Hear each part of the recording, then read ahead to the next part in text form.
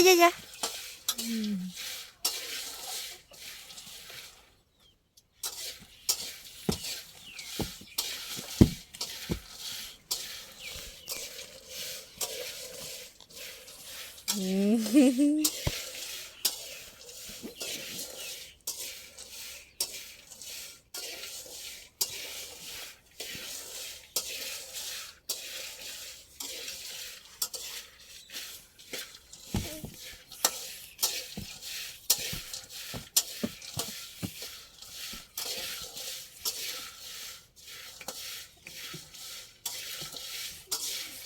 cuộc của bà dùng tiền lại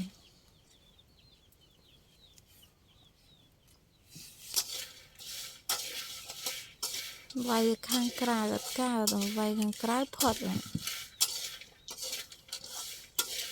xây cho khăn từ các bà gì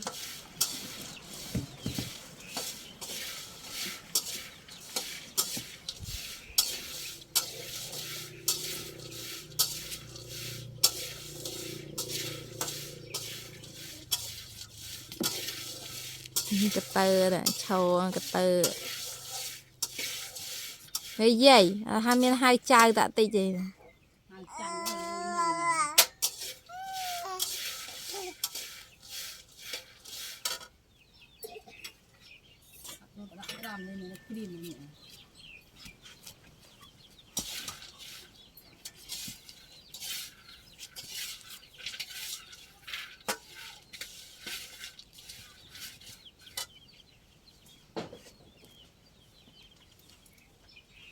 chương cao mà khang khang khang chuối cao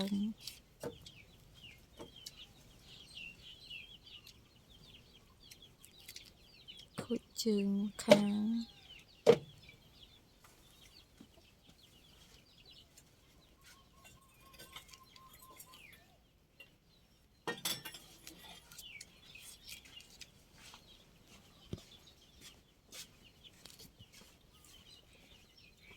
châu sân nam mà châu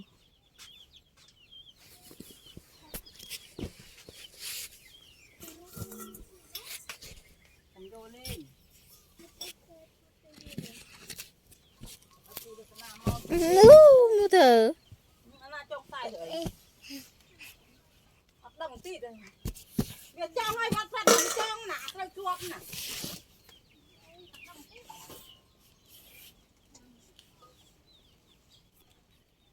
ngập chua còn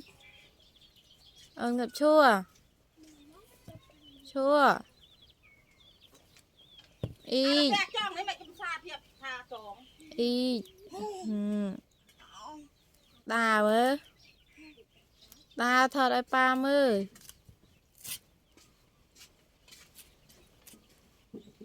sang đây mày đâu ấy mà mau lại xì rồi